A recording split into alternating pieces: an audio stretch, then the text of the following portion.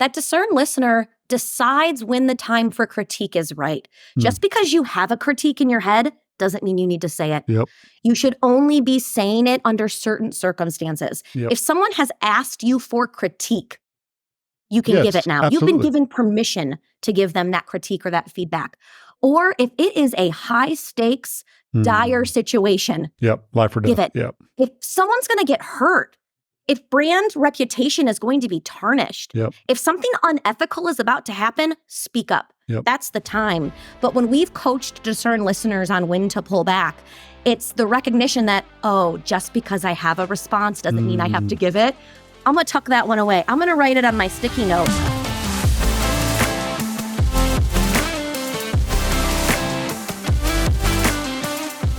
Hey, what's up, ReLeader family? Thanks so much for joining us today. Whether you're watching on YouTube or listening on the platform of your choice, we're honored that you're here. And our goal in this podcast is to give you content that encourages you, that challenges you, and makes you a better ReLeader, because you're trying to fix things you didn't break. And today I've got a couple of guests with us, but before I do, I want to just remind you one more time, my book is out. It's called ReLeader, How to Fix What You Didn't Break. You can grab that on Amazon. If you buy it, give it a review. It helps the algorithms. It helps it get out there more. So if this podcast is helping you, post about it on social media. Today I've got a couple of guests that I am so excited about this conversation that I really want to jump right into it, because it's going to make us all better ReLeaders. And so let me just introduce them with official bios, and then we're just going to chop it up, okay? So our guests are Nicole Lowenbraun and Dr. Maegan Stevens, all right? Nicole has a master's in communication. She's a speech-language pathologist and a business communications expert. She coaches and writes for thousands of clients, most of whom sit atop Fortune 100 companies. And Nicole is coming to us from Brooklyn, New York. Nicole, we're so excited that you're here. Thanks for being here. Thank you so much for having me. Thank you. Maegan has a PhD in communication studies from the University of Texas and has earned her 10,000 plus hours of communications expert, communication consultant for individuals and teams in the world's top brands. She has written and coached Fortune 50 executives, TED Talk speakers, startup founders, aspiring leaders, and I found out that you're also a Peloton rider. I am an enthusiast, if you will. I'm on the Peloton. Okay. We gotta compete. Connect. We gotta compete on the Peloton.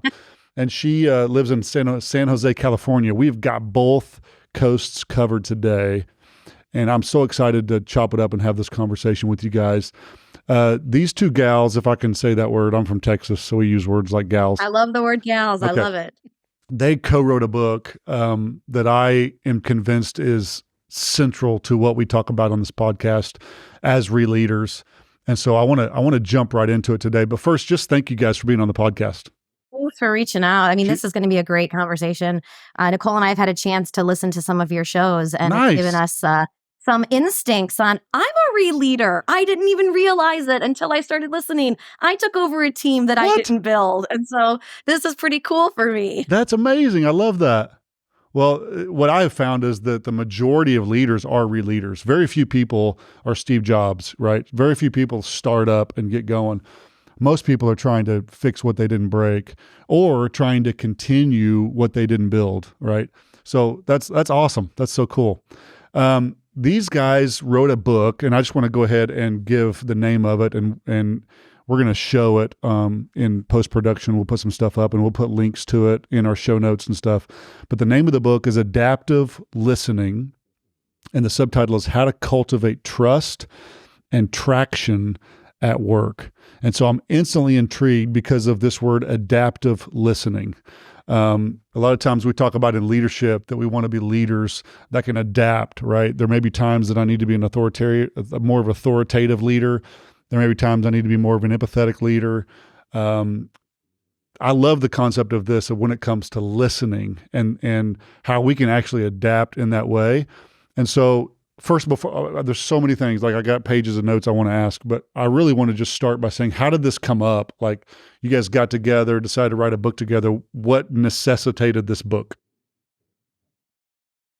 there are two reasons this book came about. One was during the pandemic, the leaders that we coach, these Fortune 100 leaders, were coming to us and they were saying, Nicole and Maegan, you're executive speaker coaches. What can we say to our people in this moment to be there for them? Everybody, the entire world was going through a crisis. Yep. And these smart leaders wanted to be there for their people. And we said, that's great.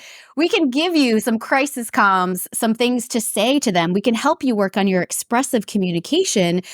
But are you also listening to them? Wow. And a lot of them thought, it either didn't occur to them or they said, well, of course we are. We Right. put our notifications away. We nod our heads. We smile. We make eye contact with these people. And we said, that's the bare minimum. It's not enough. Right. So we were getting that information from our clients. But Maegan and I also realized, we're a client-facing, a customer-facing company.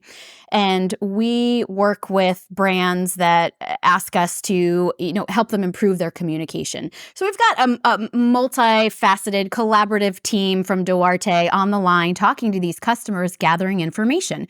We are all listening. We are all paying attention. But we realized when we'd regroup after these client meetings internally that, oh my gosh, we are all listening differently. And It created some tension. It created mistrust, missed opportunity, misalignment, missed deadlines in some cases, because we were all listening differently than we had to for the person speaking. Wow. And so we thought, if we're having a problem internally at Duarte and our customers are having a problem, then that means the world needs a better model for listening in the workplace. We just don't have actionable, memorable models for listening. Wow. That's so good. I think we're always, as leaders, we always think we have to have, I think the typical feeling that we feel as leaders is that we have to have all the answers, right? We have all the answers and we got to know what to say, know how to say it, inflection, direction, vision, all these things. And which employs you guys because you're communication experts. But at the same time, without good listening, can we really communicate? And I just think it's so good. I think for most of us, we're familiar with a term called active listening, and that's kind of the more famous one, right? That's been famous since the 60s. And I think in 1957, actually, I studied this and I looked this up. In 1957, Carl Rogers and Richard Farson coined the term active listening to try to get inside the speaker and try to understand what they're saying and actively. You guys took that a whole nother step, a whole nother layer. Tell us about what that is and how you guys went down to one layer deeper. Really what you did is you peeled the layer of that onion back one further to really give us almost those identities. And I'll tell you what type of listener I am in a little while because I took the test and I'm spot on, like 100% spot on. So how did you guys, Maegan, tell us about how you guys took that kind of another layer? When we talk to people, of course, active listening comes up. But when you think about what do you contrast active listening with, it's always passive listening or not listening. We're talking with adults in the workplace who know you have to listen. We have not met one person who said, listening doesn't matter. I don't need to listen. Never mind. I never listen to anybody. I try really hard not to listen. Right. Everyone already knows they're supposed to listen. So I think active listening did its job for the last many decades that got us realizing, hey, focus, be in it, pay attention, don't get distracted. Now you're in active listening. But then when we realized there are many different ways to listen to help someone achieve the goal that they have. Sometimes I need a shoulder to cry on or even a shoulder to whine on. That is a different type of listening that we have a product launch tomorrow. We need to make sure we hit all of the deadlines. We need to make sure nothing's wrong. I'm going to listen in a very different way when that happens. Right. And so to Nicole's earlier point, that's where the struggle was happening internally. Everyone was paying attention. Everyone was even taking notes. Everyone was non-distracted, and yet we're walking away with difference. And that was a problem. We cannot hit our goals. We cannot hit the ambitious goals as an organization we have set if we're all listening differently. So we thought, okay, baseline, don't be a passive listener, be an active listener. But how do you be the right kind of listener at the right moment, at the right time? And that's where we introduce adaptive listening to say table stakes. You're in it, you're focused. But now there are 4 different things someone might need from you when they are speaking. Wow. And it really is an empathetic way to think about listening. You are showing up for someone else. If there's not a speaker, you have nothing to do as a listener. So it's not about you. it's about them. Hmm. We interviewed and tested with hundreds of people and said, we know there's great listeners in your life. What do they do that makes them so good? That's good. Yeah. And every time the answer was, they help me get my job done. Wow. They help me when I need it. They give me what I need. And so that's when we were able to categorize. There's 4 things people need when they're speaking to you. They either need you to support them, give them an opportunity to allow them to have an emotional moment and validate that emotion. Or they need you to advance for them, help them get unstuck, move people, process, projects forward. Or they want you to immerse. They want you to understand and remember the information, even if there's nothing for you to do with that information right now. Yep. Or they want you to discern. They want you to poke holes and find red flags and think about how this does or doesn't match established criteria. So those 4 take up all the things someone wants from you. What we found is there are already people in the world who are great at one of those 4. Yep. So there is a SED, because if you put the letters in order, it makes SED, SED listening goal. And you as a listener have a SED listening style. Yep. You either listen to support or advance or immerse or discern by default. And that's what brings us to that style finder that you took. So tell us, what type of listener are you? So, I was going to say guess, but you don't know me. So you don't know. I will say this though. I would presume that most leaders are probably what I am. I'm making an assumption here. And I mean like high capacity CEO type visionary leaders. My Enneagram is an 8, if that tells you anything. And so I'm an advanced listener. And so spot on. And I guess it can be a strength and a weakness, right? So I guess you take anything to an extreme, it can be a strength or a weakness. Let me just, you guys wrote the book, not me, but I'm assuming something and you guys can tell me I'm wrong. I would assume that the good side of advanced is I'm moving the organization forward. I'm making quick decisions. We can move quickly. We can make advancements, hence the term advanced listener. The downside of that is I can become too advanced to where I'm not really listening. I'm not hearing what you're saying. I'm thinking about what I'm going to say back. And I'm guilty of that, right? Probably guilty of that during this podcast when someone else is talking. So I am, that's where I fall under. Do you guys see that in each one of these? And I want to back up. We'll go over them again too, one by one, but do you guys see that there's a strength in each one and taken to an extreme, there's a weakness in each one? Is that fair to say? That's absolutely right. We need all 4 types of listeners in an organization. They all bring tremendous value. The question is, are you doing the right type of listening at the right time for the right person in the right situation? So just because you're an advanced listener, that doesn't mean you're good at it. It doesn't mean that you are doing it at the right time for the right person. It also means you're potentially neglecting the other types of listening that your direct reports or your fellow leaders need you to do for them. There are also, there sort of pitfalls or cautions that we have to consider with each type of listening style. So for advanced listeners, for example, there is a danger in you rushing other people because you are so focused on results. You are so focused on this sense of urgency, as you perhaps should be as a leader. But sometimes that could make people feel like you're rushing them. It could also come across like you're, there's a sense of urgency and people don't have a chance to contribute. You could actually leave people out in a brainstorm, for example. If you're, on to the next steps, let's move on. And other people who don't have a fast-acting brain like you might don't get a chance to contribute, well, then you're not establishing trust and connection with the people you work with, and that's a problem. So all 4 of those listening styles have characteristics that bring value, and they also have cautions to keep in mind. I want to back up just for a second and then fast forward back to where we currently are. I want to back up in the educator side of me. So I have a background in higher education. My doctorate's in university administration, and you guys are both highly educated. I want to go back a little bit to the conception of this. And what I heard Maegan say is that there was we interviewed tons of people. So we're talking about qualitative research, right? What others was there some quantitative? Was there surveys? What other types of, because it's a brilliant survey. It kind of goes along. I love anytime we can take thinking, lifestyles, all those sort of things, and contextualize them down into a categories like what you guys have done. It's similar to like the love languages, are you like that, or an Enneagram or any of those things. I love it. I absolutely love it. How did you guys formulate those? What kind of research was done on the back end? Was it mostly qualitative, interviewing people, hundreds of people, like you said, or was there other components to it? As you took that style finder, you're probably in the 10th iteration of it because that was our quantitative data source that we used for testing. So we did the interviews, came up with some hypotheses, and then asked hundreds of people to take a version of it. And then we sat down with them and said, our results would have put you in these categories.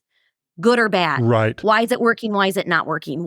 Okay? And then we'd run away, revise them, recategorize, and bring another set of people in and say, take it. Now let us ask you, does this fit you? Does it not fit you? Yeah. And so I think what was unique is that a lot of those psychometrics like love languages or personality styles or Enneagram, they are really introspective on the person first. We wanted to start with the other person, the speaker. We wanted to be more empathetic. So we really did start with, what do people in the workplace need from a listener? Now let's figure out who's really good at that already. Now let's try to quantify which type someone is based on these scenarios that you come across in the style finder. So it really was the combination of both of those, plus just some in-depth research into the history of listening. We too started with active listening. And then we looked at other styles that exist. We're not the first people to come up with listening styles. But what we keep finding is other people go, what? I didn't know there were listening styles out there. I know. We need to make sure more people understand that this exists. And we worked hard to put it in something that was memorable. That's why it's in the acronym SED, because you're always listening to what's said or even what's not said.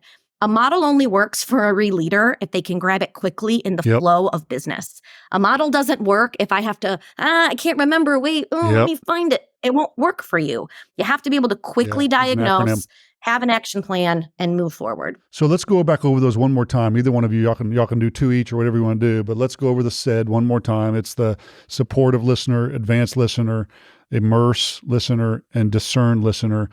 And you do it however you want, but let's go over them again. And I want to drill this down to my listeners that it's the acronym SED. And I want to go through these and kind of just give us some indicators of each of those so that our listeners can identify. They're like, yep, that's me, that's me, that's me.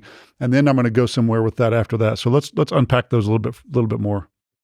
Absolutely. And I'll just make a note to the listeners. Note that it's possible for you to be more than one style. Right. So if you, as you're listening, you say, "Ooh, I think I'm a little bit of a support listener, but also a little bit of an advanced listener," that's totally fine and perfectly normal. And in fact, hey, if you default to two different styles, then maybe you even have a leg up, right? That's right. Yeah. Even better. Again, doesn't mean you know how to do them at the right way at the right time, but hey, you're familiar with them and you're using them. So that's cool. I'll take the first two. So the S in SED is support listener. Support listeners focus on the speaker's emotion. They are less concerned about what's being said and more concerned with validating the feelings of the speaker. So they're constantly thinking, how is this person feeling? Are they celebrating a work win? Are they commiserating? Do I need to be there for them to be, as Maegan said earlier, a shoulder to whine on? Yep.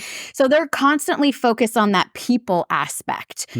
That being said, there are some cautions there because support listeners can neglect themselves and their own contributions in favor of others. That's a problem in a brainstorm, for example, where, people need to contribute as well as listen, as well as cheer on their others.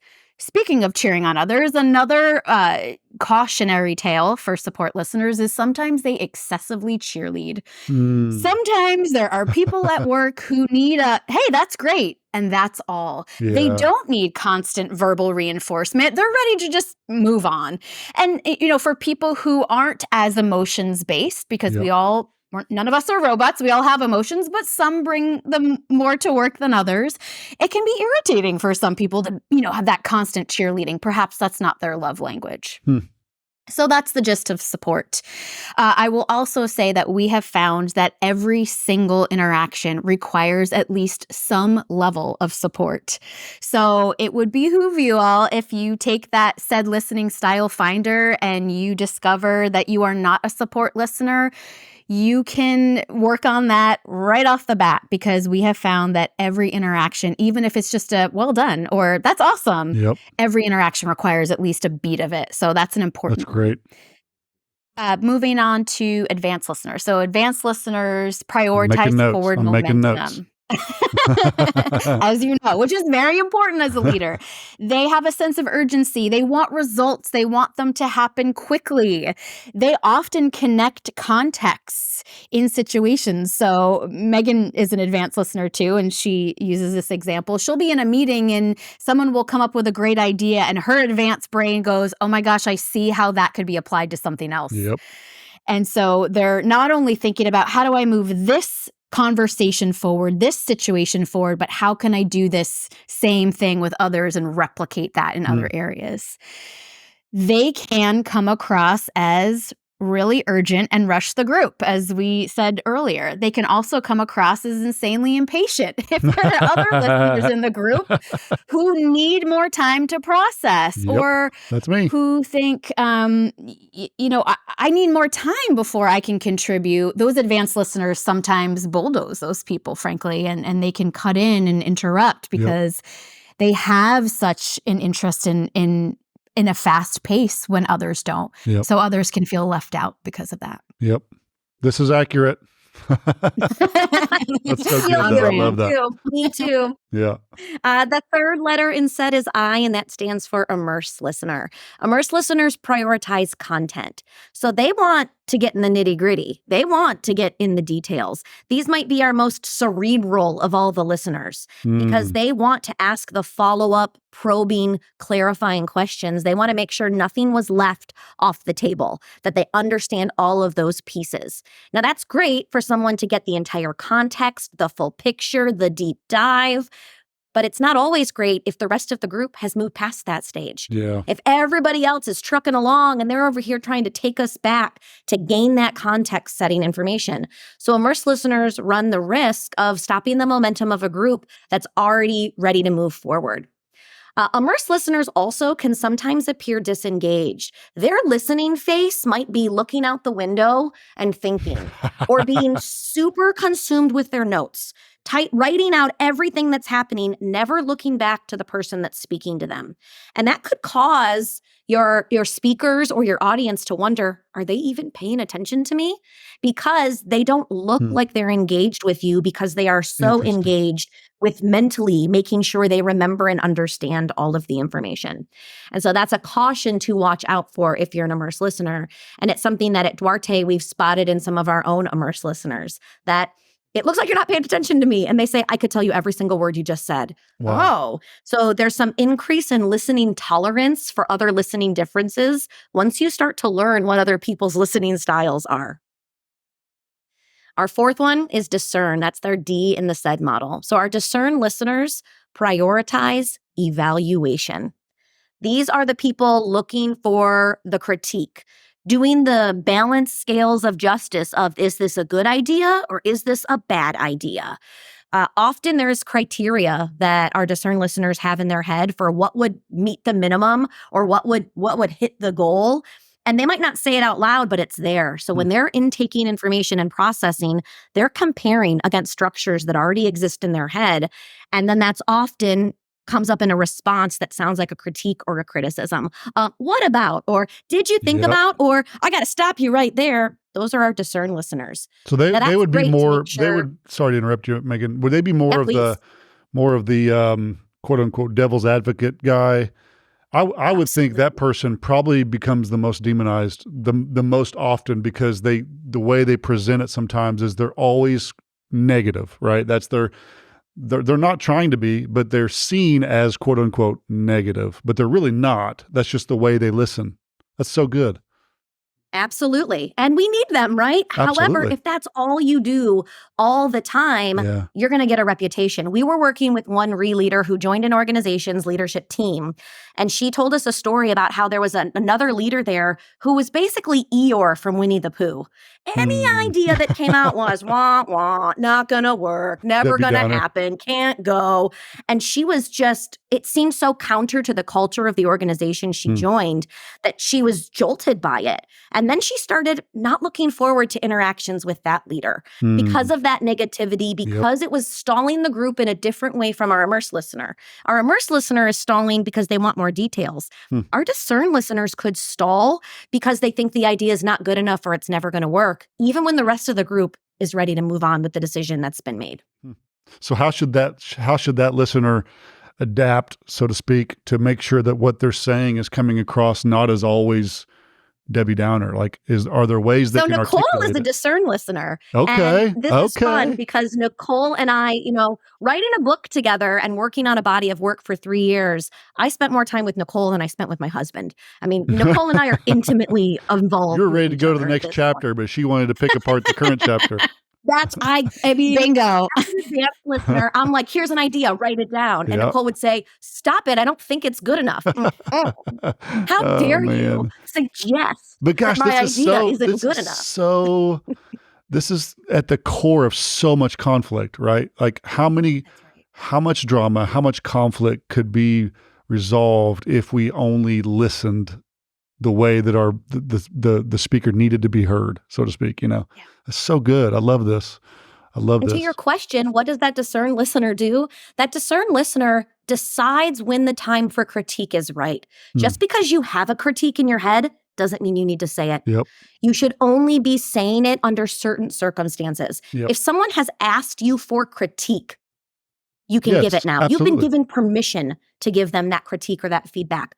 Or if it is a high stakes, dire situation, life or death. give it. Yep. If someone's going to get hurt, if brand reputation is going to be tarnished, if something unethical is about to happen, speak up. That's the time. But when we've coached Discerned listeners on when to pull back, it's the recognition that, just because I have a response doesn't mean I have to give it. I'm going to tuck that one away. I'm going to write it on my sticky note. It's the same technique I use as an advanced listener. When I'm in a meeting and I find an idea that can port over to a different department or a different product, I don't say it in that meeting anymore. I write it in my notebook and I take it to that group because it's not serving the speakers who are in with me in that moment. Timing is everything, right? And key leaders don't like to be called out in front of everybody. So let's say I'm the leader and I have this idea and everybody in the room's excited about it. And the Discerned listener is like, well, I see this problem, this problem, this problem, this problem. If that's brought out in the wrong timing or in the wrong way, it can make that it can feed on that leader's insecurities and they may feel demonized a little bit. So it's just, you're right. The timing is everything. Write on a sticky note and go meet with that leader tomorrow and say, hey, these are 3 concerns I have privately. That's so good. I love that. One thing I wanted to chat about is to now that we know what those are, I'm already thinking I want to have all my staff take this test. Like this is brilliant. I know organizations that have all of their staff take, say, Myers-Briggs. We have all of our staff take something called life languages. We've done that in the past. And this one organization I have in mind, they make all their staff take Myers-Briggs. And then on their office doors, under their name tag, under their nameplate, it literally tells what their Myers-Briggs personality style is, so that when they're walking into their office, they can look at it and say, okay, this is how I need to approach this person. I could see something like that being very beneficial in this light, where if I knew the type of listener that I was going in to see, I would be able to adapt, right? I need to be able to adapt. And I love the idea of adaptive listening, that as a leader, I need to know the person I'm talking to. And as a listener, I need to know the person I'm listening to so that I can adapt in that. What are ways that we can adapt, or why is it that, like, here's the advanced listener in me. Why can't everybody just be an advanced listener? Because we could get a lot more accomplished. This is a no-brainer, right? Everybody just do what I do. Listen the way I listen, drive the way I drive, and we'll go from point A to point Z really, really fast. But why is that really bad? Because I can see the importance of, if I'm building my team, if I'm building a leadership team around me, if we have a bunch of advanced listeners, but we have nobody that's discerning, we have nobody that's immersing, how this could really get us out of balance. How important is that?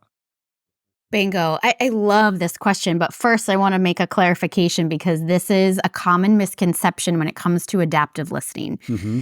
It is unlike Myers-Briggs or SDI in a fundamental way. Mm-hmm. Just because I am a discerned listener by default, that is my SED listening style, that doesn't necessarily mean that I want other listeners to listen the way that I listen. Mm-hmm. It doesn't mean that every time I interact with Maegan, I want her to be a discerned listener just because I am. That's good. And so that's a common misconception. Putting discerned listener on my door might help other people recognize, okay, when Nicole has this, skeptical, inquisitive face on, it's because she's a discerned listener by default. Gotcha. So understanding other people's listening styles helps build tolerance for listening differences. It doesn't necessarily tell you how to listen to others, if that makes sense. That totally makes sense. And that is a differentiator. Yeah. It's a common misconception that we go through pretty deeply in the book, because I think we are all familiar with these psychometrics and they do overlap in a lot of ways, but that is a big difference. That's great. One thing that I think ReLeaders do often is they go on listening tours. Rightfully so, right? And their job there is to gather a lot of information so that they can then probably advance and take action and fix things. But it's not only about action. In order to get momentum and to have everybody buy into taking action, you also have to give them the support they need. You have to immerse in the things that they're telling you, and you might have to guide them to help them fix their own problems, which discerned listening would require. So I think when ReLeaders go on those listening tours, of course they're going to have their own agendas. But the best thing they can do is also think, okay, when I'm listening to this person, yes, I'm gathering information so I can be the best ReLeader possible. But I can also ask myself, what does this person speaking need from me right now in this moment as a leader? And it's not always to advance. It's just not. That's good. So if they can, consider their goals, but also consider the goals of their employees, that's going to be a healthy balance. So while you're on that topic, Nicole, speak to the idea of balance on the team. Is it important to have different people on your team with different predominant listening styles, and how would that impact a team if we were all the same versus we were all different? You mentioned your Enneagram, and one of the things about Enneagram coaching is you're not just supposed to know your style, you're supposed to integrate into the other styles so that you can be fully and complete. I am an Enneagram 3, and I've worked for over a year with an Enneagram coach who said, Maegan, one day someone should not be able to tell your style because you're so integrated. It doesn't mean you lose who you are. It just means it doesn't become so obvious, and that blew my mind. That's really good. Okay. Listening is the same way. We want you to be an adaptive listener who knows how to pull on the right type of listening at the right time. So in that parallel, a fully integrated or a fully adaptive listener knows how to say, I'm not advancing now. That's not what's needed of me. I'm Nicole's leader. Nicole is one of my direct reports. I would say, even though she's a discerned listener, most of our interactions, she needs my support listening. She wants to vent about something someone else screwed up. Yeah. She wants to be like, right? Aren't they crazy? And they are. I'm with you, girl. How dare they? That's so good. Yeah. Sometimes she wants me to advance because there's some structural problem that is above her pay grade that she cannot solve. Yep. So I can come in and go, I can throw my weight around. I can spend some of my capital and get that thing fixed for you now. And that's when she needs me to advance. But Nicole is very bright. She normally doesn't need me to fix her problems for her. I love that thought. I've honestly never heard that. Sorry to interrupt.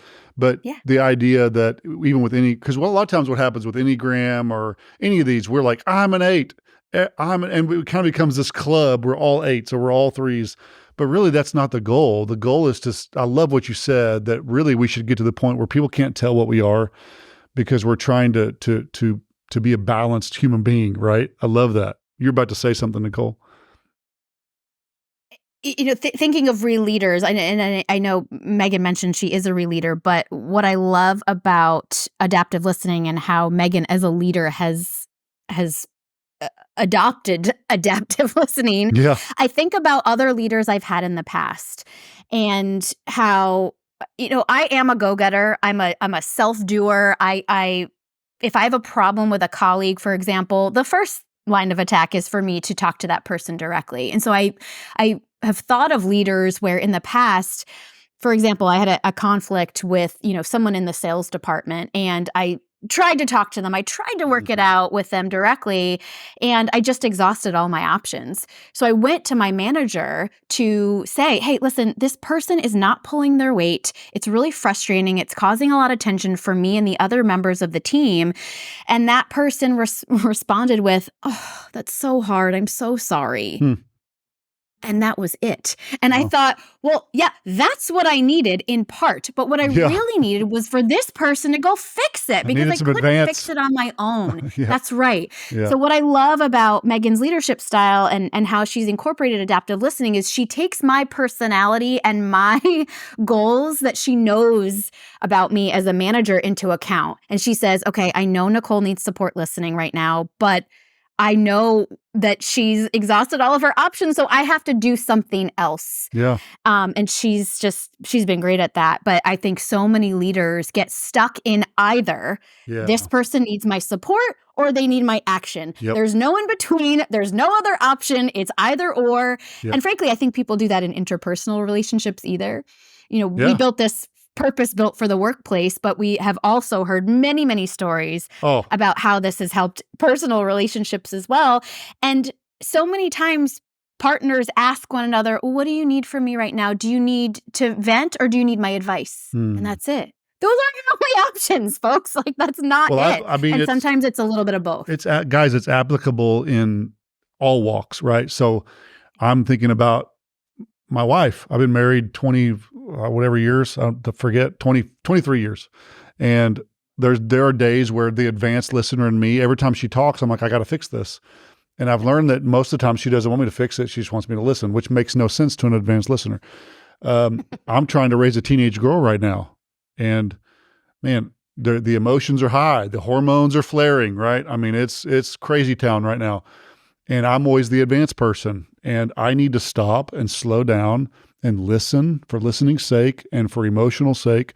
And so, guys, it's brilliant for the business world. It's brilliant for all these things. But man, we can't be humans without listening. And so it really is applicable to every single area of our life.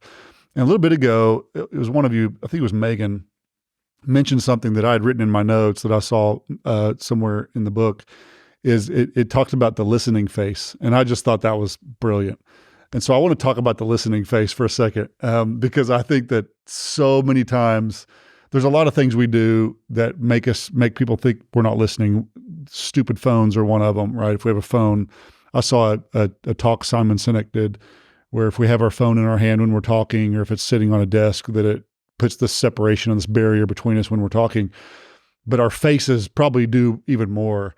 So let's talk about that. Does each one of these listening types present a different sort of face, or is it one particular one, or how does that fit into this? Yeah, so I think your support listeners, their faces are mirrors to whoever's speaking to them. Support listeners are very good at mirroring, which is a common technique in sales or negotiation that we teach people. Is you want to be the mirror of the person speaking to you. So if they are happy, you're happy. If they're sad, you're sad. If they're frustrated, you're frustrated. The support listener's face becomes the face of the person speaking to them. So they have more of a quick adjustment in the affect that they're showing. And so I think that's how that face would play out versus an advanced listener's face. I am often be nice, fingers on temples, I lean into cameras and I'm like, this is aggressive for everybody because I want my body and face to go forward the same way my brain is going forward. Interesting. Versus, I mentioned our immersed listeners cerebrally looking out the window, going somewhere else as a way to focus. So this is distracting. The screen, the cameras, the lights over here is not distracting. And now I can focus on what I'm saying because I'm immersing. So that's a type of face. And then the last one is the discern face, which can often be a scowl or critical. Yep. It's actually advice we give people who are not discern listeners by nature, because you're going to have to sometimes discern at work, and that's hard for people. We tell them, get critical with your body and your face, because the brain-body connection is real. Your brain will do what your body tells it. So get hyper-focused. Close off your body. Get in it like you're trying to be as critical as possible, if that's not your default. But our discerned listeners are often doing that by Nicole. Nicole and I have had multiple conversations about her face. It's happened to me. Nicole. What? This is my resting face. What are you talking about? Okay. Well, so it almost appears as though, and I'm making broad assumptions or statements that could be wrong, but it seems as though the support and the advance resting face, or the listening face, I should say, is seemingly a little more positive at first glance versus the immerse and the discern, which just instinctively you're either kind of looks like you're zoning out, staring out the window, or you're scowling in disgust. So do the immerse and the discern probably need to be a little more careful, or do we all have something to learn in that face of conversation? I like the instinct, and I think it's true that it can be that way for our support and advanced listeners. But as an example, I was working with a colleague who is an advanced listener who's constantly going, in meetings. And I'm like, back up, man.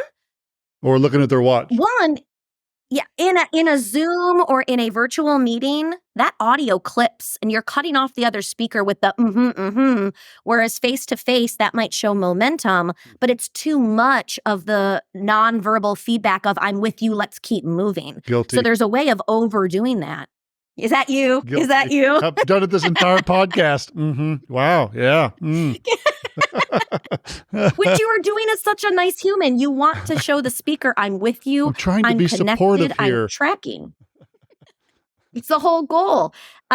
Support listeners can overdo it. We mentioned that over excessive cheerleading is an example. Nicole has a story of a client project she was working on. It's 1 a.m. They're on site fixing the keynote for an exec who gets on the main stage the next day.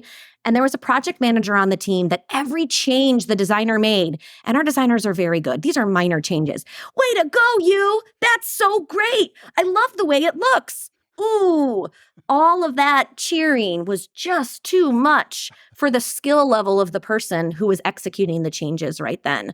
So while it could be positive to always mirror going too much and happy or sad as a support, or pushing too forward if that's not what the person needs, can be just as problematic as looking disengaged while you immerse or looking very critical while you discern. It's all about finding the balance in all of it, right? So much of leadership is just finding balance. If you're too authoritative or if you're too passive, both extremes are bad. It's trying to find the balance. It's trying to find the balance in how we listen and how we lead. It's so good. I love all of this, and it all just overlaps. And guys, I could talk about this for hours, but I want to be respectful of your time and the listeners' time. But guys, this is groundbreaking. This is really a big deal. And the book, I think at the time this podcast airs will have come out, but just remind me the date that the date that the book comes out. January 30th. January 30th. Okay. So there's a decent chance that this podcast is out before it's launched. So if they want to get this book, what's the best way to do it? Do you want them to go through a certain website or just to Amazon? What do you prefer? We have a landing page on the Duarte website that links to whatever your preferences of purchase locations. But right now it's available on Amazon. We think Amazon is still the least expensive, so go for it. But we know it's also for sale on Barnes & Noble, Target, and Walmart. Is that right, Maegan? I think it's Walmart as well. Yeah. So tell us. It will also be available in ebook and audiobook as well. Awesome. So tell us real quick about Duarte. We didn't talk about that, but go ahead and tell our listeners about what you guys do, the organization you work for, what you guys specialize in there. Yeah, we are a persuasive communication company in the Bay Area. So over 30 years of the longest running female-owned communication company in the Bay. And we have two sides of our business. We have the agency side where Nicole and I work, where we meet with clients and we up-level their communication. When they have a high impact moment, it's a pitch, it's a TED Talk, it's a sales deck. That takes some strategic thinking. And so we come in and help them shape it. We have world-class designers who build the decks or the visuals or the media, and then we coach them on how to get up on stage or how to show up in that virtual meeting. We have another side of the business that's the training business. That's actually where this adaptive listening methodology lives. So we do workshops and e-courses and interactive talks for larger groups of people. So you can learn how to be an adaptive listener, how to be a data storyteller, because a lot of the leaders have data that they need to get communicated. And if data moved people, we'd all already be the best people we can be. You have to connect the data to story to really get people to be motivated to make that change. Or courses on how to improve the visuals for your slides, or how to infuse story in any type of business communication that you're doing. So we run the gamut of any place that you would need to show up as a leader, a ReLeader, individual contributor. We want to make sure you are persuading others, because that's the point of organizational communication, moving people from one point to another point. That's awesome. And if our listeners want to follow you guys, what's the best way that they can, don't give your cell phone numbers out, but if they want to just follow you, what you're doing, the next work you're doing down the road, social media, whatever, where can they follow you guys? Yeah.